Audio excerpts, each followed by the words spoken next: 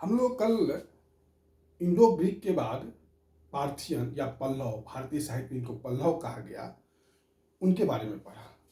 और आज हम लोग कुषाण के बारे में पढ़ेंगे। पार्थियन के बाद कौन आए? कुषाण आए। तो हम लोग कुषाण के बारे में अब पढ़ेंगे।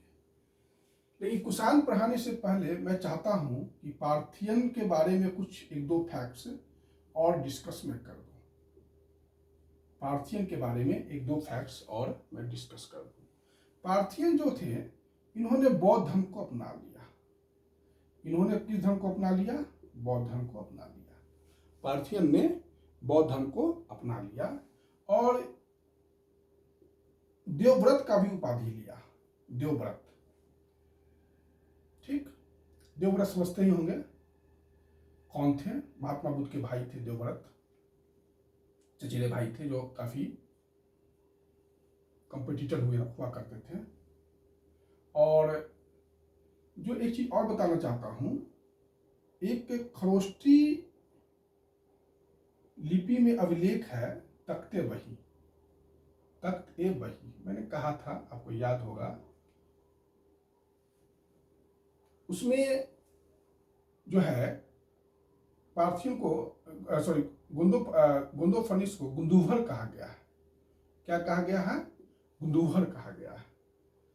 तख्ते बही अभिलेख में जो खरोष्टी लिपि में है, उसमें गोंदोफनिस को गुंदुभर कहा गया है। ये थोड़ा सा आप लोग ध्यान में रखिएगा। और यही है जो आपको मैं फैक्ट्स देना चाहता था। गुंदुभर कहा गया है, ठीक।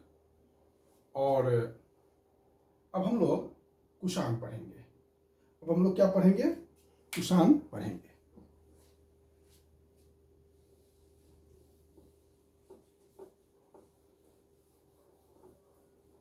फारसी साहित्य में भी गोंदोफर्निस को गोंदी फर्न कहा गया है। फारसी साहित्य में गोंडोफर्निस को गोंदी फर्न कहा गया है। अर्थात इसका अर्थ होता है विजयी। इसका अर्थ क्या होता है? विजयी होता है। ये एक दो फैक्ट्स है। उत्तर प्रदेश लोक सेवा आयोग पूछ सकता है, बाकी नहीं पूछते। अब हम लोग कुषाण पढ़े। ये कुषाण आए। देखिए, सबसे पहले तो इंडो ग्रीक आए। इंडो ग्रीक के बाद कौन आए? इंडो ग्रीक के बाद आए आपको पार्थियन। उसके बाद शक आए। शक के बाद पार्थियन आए। इंडो ग्रीक के बाद शक आए। शक के बाद पार्थियन आए। और पार्थियन के बाद जो आएंगे वो आएंगे कुषाण।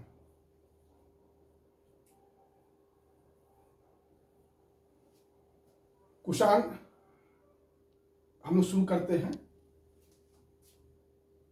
कुषाण जो थे, एक चीनी तुर्किस्तान एक जगह है, चीनी तुर्किस्तान।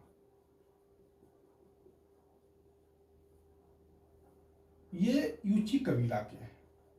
यूची कबीला या तोचारियन कबीला, एक ही है नाम, एक ही चीज है। तोचारियन कबीला या तोखारी कबीला। तोखारी कबीला। अब उससे पूछा जा सकता है कि कुषाण किस कबीला के थे? तो यूची कबीला के भी थे। उसी को तोचारियन कबीला भी कहा जाता है, उसी को तोखारी कबीला भी कहा जाता है। नाम एक ही नाम के अलग अलग, मतलब एक ही नाउन है, उसके अलग अलग नाम है, ठीक। यूची कबीला, तोचारियन कबीला, तोखारी कबीला कुषाण का है। और ये चीनी तुर्किस्तान के रहने वाले थे। ये लगभग 5 शाखाओं में थे। इन कितनी शाखा थी? 5 शाखा थी। 5 शाखा में एक से एक शाखा यह भारत की ओर चलाया। यह शाखा एक में भारत की ओर चलाया। और यह पुराना बात नहीं है, 15 एडी के आसपास, 64 एडी तक सबसे पहला जो भारत में कुषाण राजवंश का संस्थापक था वो था कुजुल कड़फिसस। कौन था? कुजुल कड़फिसस। इसका जो सिक्का मिला है वो मिला है आपको यूनानी लिपि में। यूनानी लिपि में इसका सिक्का मिला है। कुजुल कड़फिसस का सिक्का यूनानी लिपि में मिला है। इसने सबसे पहले तांबा का सिक्का जारी किया। इसने सबसे पहले तांबा का सिक्का जारी किया। इसको थोड़ा सा ध्यान रखिएगा। एक बात यहां पर मैं डिस्कस कर देता हूं। सबसे पहले तांबा का सिक्का जो है कल में चर्चा तांबा का हुआ था, कुछ आपको याद होगा, है ना, कि कादरमक जो शासक थे उन लोगों ने भी तांबा का सिक्का बहुत कम जारी किया था। लेकिन सबसे ज़्यादा तांबा का सिक्का अगर जारी हुआ था तो कुषाणों ने जारी किया था। ध्यान रखिएगा, सबसे ज़्यादा तांबा का सिक्का किसी ने जारी किया तो वह कुषाणों ने जारी किया। और सबसे अल्प मात्रा में जो तांबा का सिक्का किसी ने जारी किया तो वो कादरमक जो शक की शाखा थी उन्होंने किया, जिसके रुद्रदामन थे, है ना। इन्होंने कुजुल कर्फिसस ने महेश्वर का उपाधि लिया, सॉरी महाराजा धीराज का उपाधि लिया। क्या चीज का उपाधि लिया? महाराजा धीराज का उपाधि लिया। और इनके सिक्कों पर, कुजुल कर्फिसस के सिक्कों पर एक तरफ कुजुल कर्फिसस का चित्र है और दूसरी तरफ हर्मियस का चित्र है। हर्मियस आपको ध्यान में होगा, है ना, तक्षशिला का राजा था, यूनानी राजा, एंटियाल की राज के बाद था। ये ध्यान में होगा, जो मैंने इंडो यूनानी पढ़ाया होगा तो उस समय आपको मैंने चर्चा किया था। तो यही हर्मियस, इसका अर्थ है कि यह हर्मियस का के अंडर में होगा, सामंत होगा, मतलब फुल फ्लेज का राजा नहीं होगा। लेकिन इसके बाद जो राजा बनता है वीम कर्फिसस राजा बनता है, वीम कर्फिसस राजा बनता है।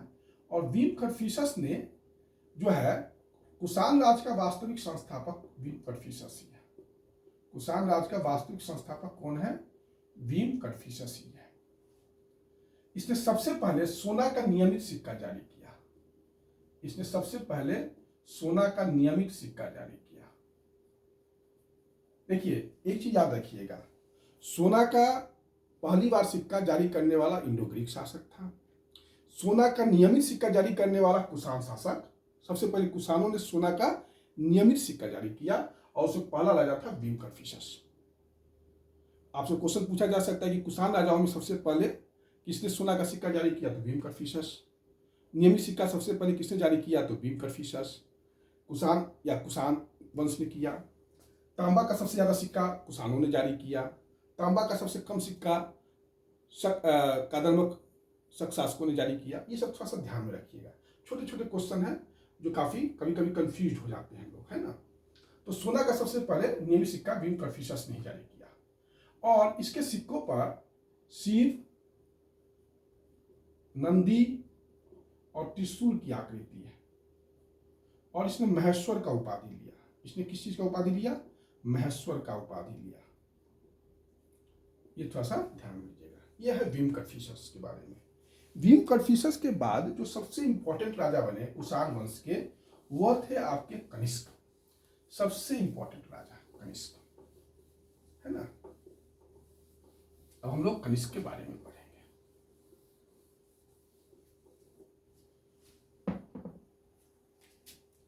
अब हम लोग कनिष्क के बारे में पढ़ेंगे। कनिष्क जो था वह बौद्ध धर्म को मानता था। किस धर्म को मानता था? बौद्ध धर्म को मानता था। और इसके सिक्कों पर महात्मा बुद्ध का चित्र बना हुआ है। महात्मा बुद्ध का चित्र बना हुआ है इसके सिक्कों पर। महात्मा बुद्ध का जो सिक्का पर, सॉरी, कनिष्क के सिक्कों पर महात्मा बुद्ध का चित्र बना हुआ है। कनिष्क ने पेशावर में एक बौद्ध स्तूप का स्थापना किया था। पेशावर में एक बौद्ध स्तूप का स्थापना किया था। कश्मीर में चतुर्थ बौद्ध संगीति हुआ था, मैंने शायद पढ़ाया था आप लोगों को। और यह हुआ था कश्मीर में कुंडलवन में हुआ था। और कश्मीर के कुंडलवन में चतुर्थ बौद्ध संगीति हुआ था। इसका अध्यक्षता वसुमित्र किया था और उपाध्यक्ष कौन थे? अशोक घोष थे। और यहीं पर आपका बौद्ध धर्म दो शाखा में बढ़ गया, महायान और हीनयान। कनिष्क जो था महायान बौद्ध धर्म का समर्थक था। कनिष्क क्या था? महायान बौद्ध धर्म का समर्थक था। कश्मीर को जीतने वाला राजा था कनिष्क। कनिष्क ने ही कश्मीर को जीता था और कनिष्कपुर शहर बसाया था। कनिष्कपुर शहर बसाया था, इसको याद रखिएगा। इसने पाटलिपुत्र को भी जीता था। कनिष्क ने पाटलिपुत्र को जीता था और पाटलिपुत्र से 3 चीज जीत कर लाया था। अश्वघोष जो था वो पाटलिपुत्र का ही रहने वाला था, जो चतुर्थ बौद्ध संगीति का उपाध्यक्ष था, जो बहुत बड़ा बौद्ध विद्वान था, वो पाटलिपुत्र का ही रहने वाला था। एक अनोखा मुर्गा, ये मुर्गा कैसा था ये मैं नहीं जानता हूं, लेकिन अनोखा मुर्गा कनिष्क ने पाटलिपुत्र से जीता था। और थर्ड नंबर में है महात्मा बुद्ध का भिक्षा पात्र, जिसमें महात्मा बुद्ध भीख मांगते थे, वो भिक्षा पात्र भी कनिष्क ने पाटलिपुत्र से जीत कर लाया था। कनिष्क का एक अभिलेख मिला है, सिक्का मिला है, मुहर जिसको आप कह सकते हैं, वो मिला है महास्थान से। महास्थान का चर्चा मैंने पहले भी किया था, ये बोगरा बांग्लादेश में है ना। यहाँ से एक मुहर मिला है जिसमें कनिष्क का जो है सीधा खड़ा हुआ चित्र है, मतलब सीधा खड़ा चित्र मिला है, उस पर सीधा खड़ा चित्र मिला है। और घुटना तक चोगा पहने हुआ, चोगा समझते हैं ना, ओवरकोट, घुटना तक चोगा पहने हुआ है और भारी जूता, और पांव में भारी जूता है। ठीक, ये कनिष्क को मुहर, जो कनिष्क का जो महास्थान से एक मुहर मिला है, उस पर कनिष्क का सीधा खड़ा चित्र है और कनिष्क जो है बहुत भारी भरकम जो है चोगा पहने हुआ है, जो उसके घुटने तक है, और बहुत बड़ा जूता पहने हुआ है जो काफी भारी भरकम है। यह थोड़ा सा ध्यान दीजिएगा आप लोग। कनिष्क के समय में बहुत कला और संस्कृति का विकास हुआ। कनिष्क के समय में बहुत सारे कला और संस्कृति का विकास हुआ। कला संस्कृति के विकास में आप देख सकते हैं कि गंधार कला, मथुरा कला, ये सारा जो है कनिष्क के समय ही डेवलप हुआ। उसके बाद कनिष्क के दरबार में एक से एक विद्वान रहते थे। वसुमित्र हुए, अश्वघोष हुए, चरक हुए, नागार्जुन हुए, पास हुए, ये सारे इनके दरबार में विद्वान रहते थे। अशोक को द्वितीय अशोक, कनिष्क को द्वितीय अशोक भी कहा जाता है, ये भी थोड़ा सा ध्यान रखिए। कनिष्क को द्वितीय अशोक भी कहा जाता है। कनिष्क का राज्यारोहण का डेट है 78 AD, और मैंने कहा, एक चर्चा किया था 81 AD का सारनाथ अभिलेख, याद होगा आपका। तो यह राज्यारोहण के 3 साल के बाद है। पहले यह अभिलेख मथुरा में था, कनिष्क ने इसको 3 साल के बाद सारनाथ में स्थापित कर दिया था। तो ये 78 AD को कनिष्क का राज्यारोहण हुआ था। और कनिष्क का जो शासन है 78 AD से 102 AD तक है। 78 AD से 102 AD तक कनिष्क का शासन है। और 78 AD को जो राज्यारोहण हुआ, तो वहीं से एक शक संवत शुरू हुआ। हमारा जो राष्ट्रीय कैलेंडर है वो शक संवत पर ही आधारित है। हमारा जो राष्ट्रीय कैलेंडर है वो किस पर आधारित है? शक संवत पर आधारित है। और इसका पहला महीना कौन सा होता है? चैत। अभी कौन सा महीना चल रहा है? चैत चल रहा है। 21 या 22 मार्च को इस कैलेंडर का पहला दिन पड़ता है। अगर मैं आपसे पूछ दूं कि अभी कौन सा शक संवत चल रहा है, तो आपको कुछ नहीं करना है, 2022 में 78 माइनस कर लेना है, ठीक। और जो होगा वो आपका शक संवत होगा। अगर इसमें 22 माइनस हम कर देते हैं तो 1956 अभी आपका चल रहा है ना।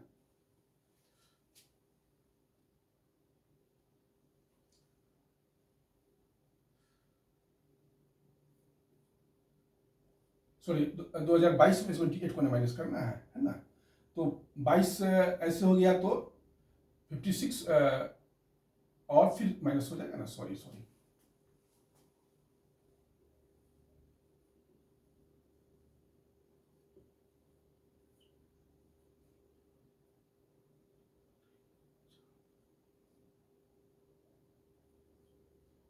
1944 AD होगा इसके अनुसार, ठीक।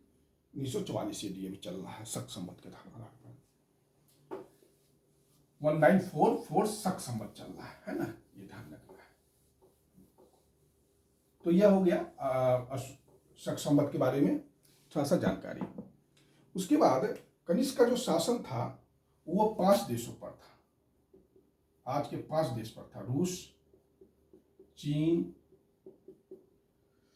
उसके बाद आपका भारत, पाकिस्तान, अफगानिस्तान, ये 5 देशों पर कनिष्क ने शासन किया था। इतना बड़ा शासन था। इसने कनिष्क ने चीन के शासक पान चाओ को हराया था। ये पूछा जा सकता है, कनिष्क ने चीन के शासक पान चाओ को हराया था। ये बहुत ही इंपॉर्टेंट क्वेश्चन बनता है। कनिष्क की 2 राजधानियां थी, पुरुषपुर, इसको पेशावर कहा जाता है, और मथुरा, इसकी 2 राजधानियां थी। यही आपका कनिष्क के बारे में सूचना। कनिष्क के राज्य में यारकंद था, खोतान था, ये सब जो है कनिष्क के राज्य में थे। आप समझ सकते हैं कि पॉक, पाकिस्तान POK का जो क्षेत्र है, और पॉक जो पाकिस्तान ने जीतकर चीन को दे दिया है, वो सारा हिस्सा कनिष्क के शासन के अंतर्गत में था, है ना।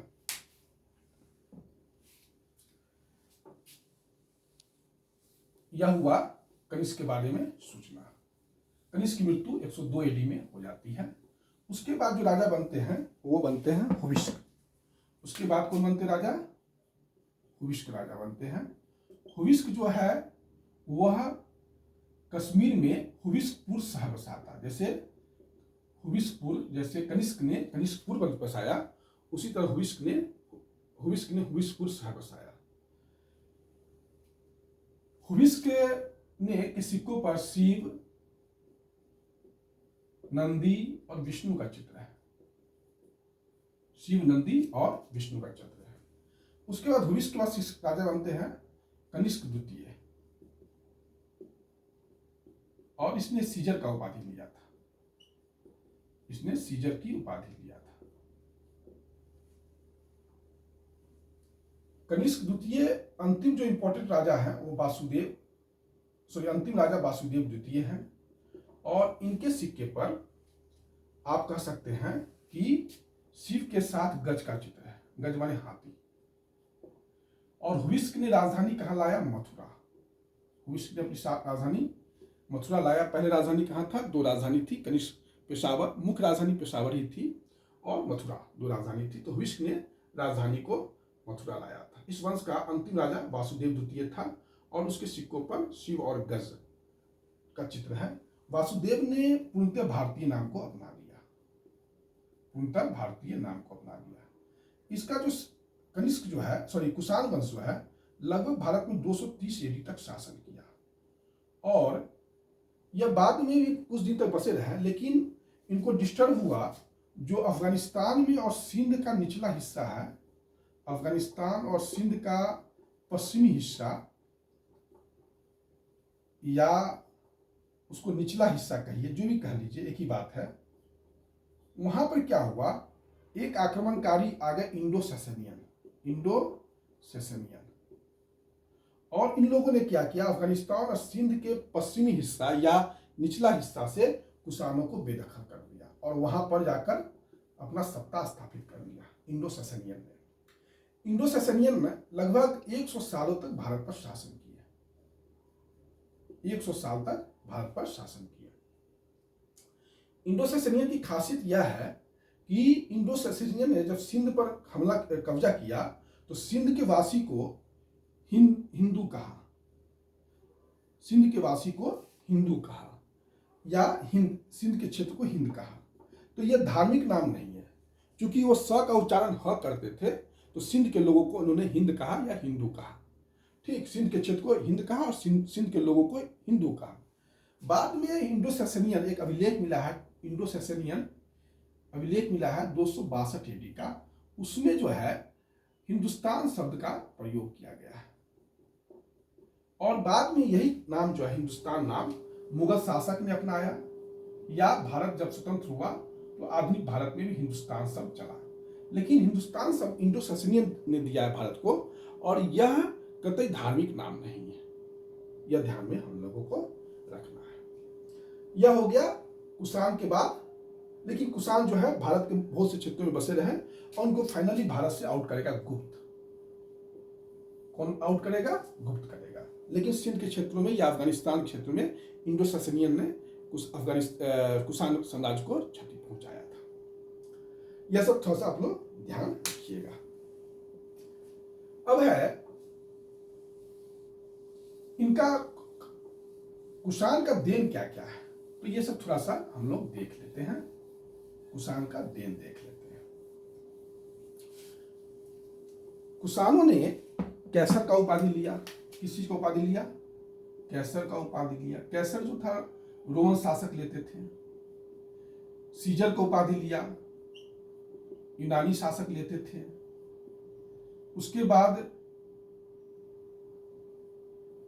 देवपुत्र का उपाधि लिया, ये जो है चीनी शासक लेते थे। महाराजा धीराज का उपाधि लिया, ये जो है कौन लेते थे? तो भारतीय शासक लेते थे। तो चीनी शासकों ने ये सब नाम लिया।